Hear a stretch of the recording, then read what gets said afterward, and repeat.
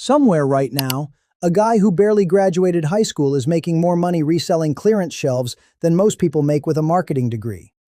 A stay-at-home mom with zero design background built a $15 Notion template that's now paid her mortgage for 8 months straight. None of these people are geniuses. None of them had a head start. What they had was the willingness to do something that sounded a little embarrassing, and stick with it past the point where everyone else quit. If you've ever looked at make money online content and thought, that's not for someone like me, this video is built to prove that wrong, one method at a time. Not hype, not just believe in yourself. The actual mechanics of why these 5 things work, why regular people are the ones winning at them, and exactly how to take the first step tonight. Before we get into the 5, here's the one thing that will change how you see all of them. Every smart business idea has already been spotted by someone with more money, more experience, and more time than you. That's why they feel so competitive. But dumb-sounding ideas, the ones that make people say, wait, that's really it? Survive specifically because smart, credentialed people scroll past them without a second look. That's not an insult to you. That's your advantage. The people making real money from these 5 methods aren't smarter than you. They just didn't let their ego talk them out of trying something that sounded small. Keep that in mind, because every method below is going to sound almost too simple. That feeling, that's not a sign it won't work. That's usually the sign that it will. 1. Retail arbitrage. Buying cheap stuff to sell for more. You buy discounted items from Walmart, Target, or clearance sections and resell them online for 2 or 3 times the price. Said out loud, this sounds like something a 12-year-old would come up with. And that reaction, the instinct to dismiss it, is exactly why there's still money in it. Why it actually works. Big retailers are not pricing experts on every single item. Their systems are built to clear shelf space on a schedule, not to sell every unit at its true market value. That mismatch creates a gap. The store wants an item gone this week, while somewhere online, a buyer still wants that exact item and will pay full or near full price for it. Resellers aren't tricking anyone. They're simply standing in that gap and connecting a seller who wants speed with a buyer who wants convenience. This is the same principle behind almost every successful arbitrage business in history, just shrunk down to a phone and a shopping cart. Someone doing this seriously isn't flipping one lucky item. They're running it like a small logistics operation.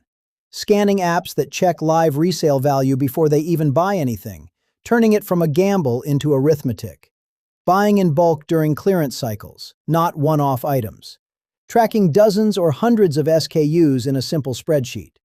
A person moving 40 to 60 profitable items a month, averaging $150 to $250 profit per item after fees, is already brushing up against 5 figures.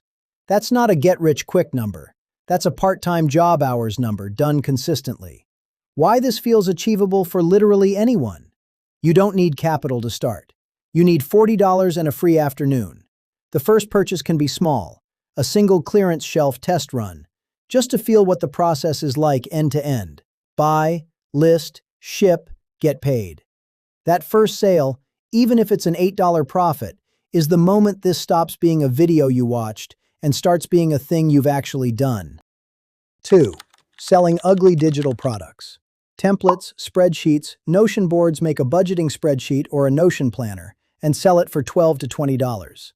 This one sounds almost insulting to say out loud, because anyone with 2 free hours and Google could technically build the same thing.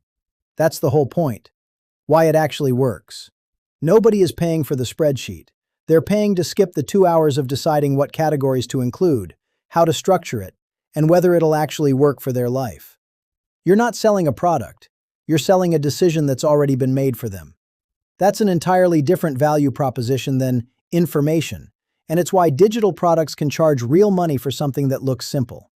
Because it's digital, the economics are almost unfair in the seller's favor. Once it's built, the cost of selling the 500th copy is basically zero. The real math. At $15 a sale, hitting $10,000 means roughly 670 sales in a month. That number sounds enormous until you see how it actually happens.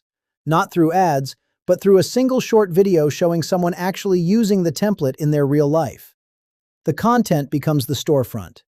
A creator with even a modest following who shows, "Here's how I organize my finances," with the template on screen can move hundreds of units in a weekend because the demonstration removes all the guesswork for the buyer. Why this feels achievable for literally anyone. You do not need to be a designer. Some of the best-selling templates look intentionally plain because plain reads as easy to use, not unfinished. If you have ever organized anything for yourself, a budget, a meal plan, a job search tracker, you already have a first product. It already exists in your head. The only step left is formatting it for someone else to use. Met on demand with deliberately niche, dumb designs. A t-shirt with a joke so specific that only a tiny slice of people would even understand it. Why it actually works. Broad appeal is the losing strategy here, even though it sounds backwards. A shirt trying to appeal to everyone who likes dogs is competing against millions of dog shirts and has no reason to stand out. A shirt that speaks to one incredibly specific identity, a very particular hobby, job, or inside joke, has almost no competition, and the buyer feels personally seen in a way a generic design could never manage. Specificity isn't a limitation in this model. It's the entire strategy. Profit per shirt is small, usually $4 to $8, so this is a volume business dressed up as a creative one. Reaching $3,000 to $4,000 a month means moving 1,500 to 2,500 units, which happens by publishing dozens, eventually hundreds, of ultra-specific designs and letting organic search traffic find the small percentage that catch on. Most individual designs will sell almost nothing. A handful will quietly carry the entire income. You don't need to be an artist. Some of the highest performing designs are simple text-based jokes, not illustrations. 4. Renting out things you already own. Camera gear, tools, party equipment, even a driveway parking spot. Rented out to strangers for cash. This feels too small scale to matter, which is exactly why almost nobody does it. Why it actually works. Anything sitting in a closet or garage that you already paid for is a pure loss sitting still, depreciating with zero return. Renting turns that sunk cost into ongoing income. And because most people never think to list a pressure washer, a projector, or a DJ speaker set, niche rental categories have a fraction of the competition that cars and homes have on the bigger platforms. One decent camera rig, rented consistently at $80 a weekend, clears over $2,500 a year from a single item. People actually earning $3,000 to $4,000 a month from rentals almost always have 15 to 30 different items listed across several categories. It's a portfolio, not one lucky asset carrying the whole thing. You likely already own something rentable right now. A tool you used once. A speaker system from a party 2 years ago. Camping gear that comes out twice a year. This method doesn't require buying anything to start. It requires listing something you already have and seeing if anyone bites. 5. Answering questions people are too embarrassed to Google with their real name. Anonymous advice. Relationship, career, legal adjacent, deeply personal. Delivered through a newsletter, private community, or paid Q&A. Why it actually works. Search engines and social platforms are full of people who have a real question but won't ask it publicly because it could be traced back to them.